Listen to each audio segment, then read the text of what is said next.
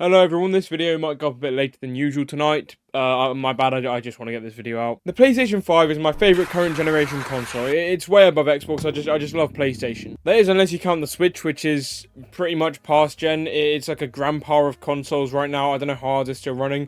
Whenever I'm playing in handheld mode, like a new game in handhelds mode, because we got like the release switch, right? It just like makes this loud fan noise. It just sounds like the old PS4, it sounds like a jet engine. Anyway, back to the point. And if we have another 4 more years of the PS5, we should see some more PlayStation exclusives from it. Or PlayStation and PC exclusives, I guess, because they do that now. I mean, look at what we already have with the PS5's lifespan. We got Astro Bot, Demon Souls, God of War Ragnarok, one of my favourite games of all time, Ratchet and Clank.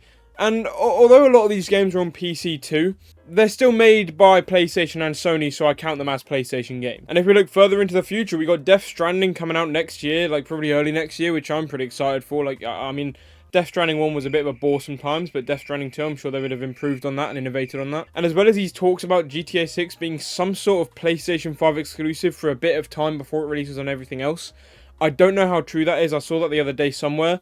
Don't take my word for it, go look it up if you want, but yeah, I mean, that would be interesting to see. But as if the PlayStation 5 wasn't powerful enough, Sony have just gone and released the trailer for the PlayStation 5 Pro, and it looks pretty good, apart from one thing, which I'll get into later. It's got like 3 main big draws to the console. They call it the big 3 in the video. The first one is an upgraded GPU for the PS5 Pro. With the PS5 Pro, we are upgrading to a GPU that has 67% more compute units than the current PS5, with 28% faster memory.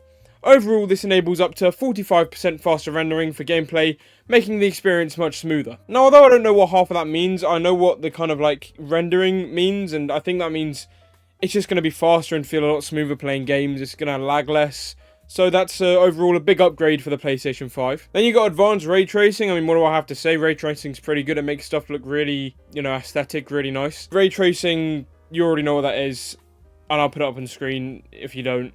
But yeah, and then the one that I think is like the most big is the AI-driven upscaling. We're also introducing PlayStation Spectral Super Resolution, an AI-driven upscaling that uses a machine learning-based technology to provide super sharp image clarity by adding an extraordinary amount of detail. I don't know if that's being done anywhere else, but I think that for consoles, that is using AI to upscale is a big step forward, And the way they showed it off, I'll put it on screen now.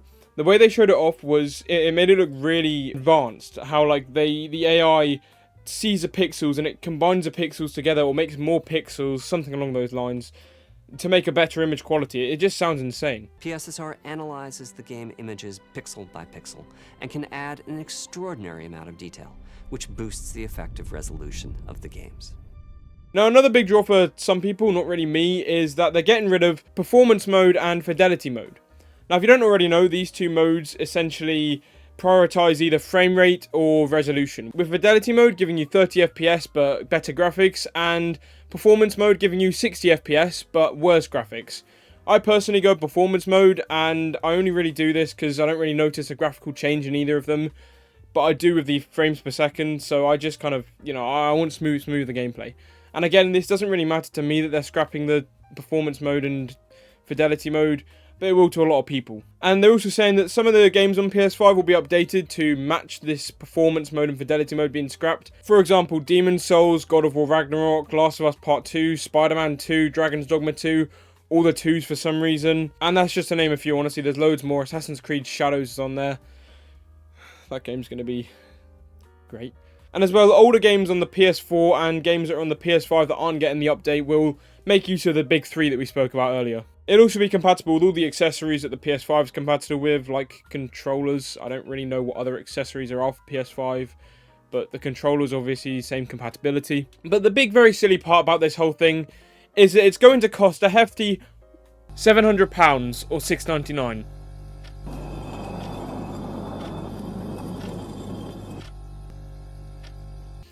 And although I think that, 2 terabytes of storage and everything that we've just spoken about is very big, it is a very nice improvement, it is just not worth that money.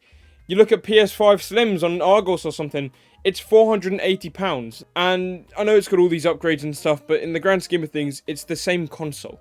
It does the same things, it's just got graphical improvements and enhancements to frames. I don't know, man. It just seems silly. I remember I watched the live video on PlayStation's account on earlier today, and I remember watching it, seeing the price tag, and I thought, fucking hell, Twitter's gonna be a mess. I checked Twitter, and people do not like this much at all. But yeah. Wait, where's the disc? Where's the disc drive? $700 US? Where's the disc drive? Where's the disc? Wait, where's the disc? Where's the disc drive? $700 US? Where's the disc drive? Where's the disc? You are no. Honestly, it's not spending another £800 on a console that you already own, but, you know, I'm sure some people will anyway. One thing that I did forget to talk about in the video was that it will release on November the 7th this year, with pre-orders going up on the 26th of September. So I guess we'll have to wait and see if they fix that absolute money grab of a price tag they got up there. I mean, Jesus Christ. And with that, I want to say thank you so much for watching, ladies and gentlemen. If you did enjoy the video, then why not like and subscribe? You know, it would be greatly appreciated to you out as well. And it would help me out a lot too. And you can always unsubscribe if you want later. And with that, I just want to say, you know, thank you for watching once again, and I will see you in the next one.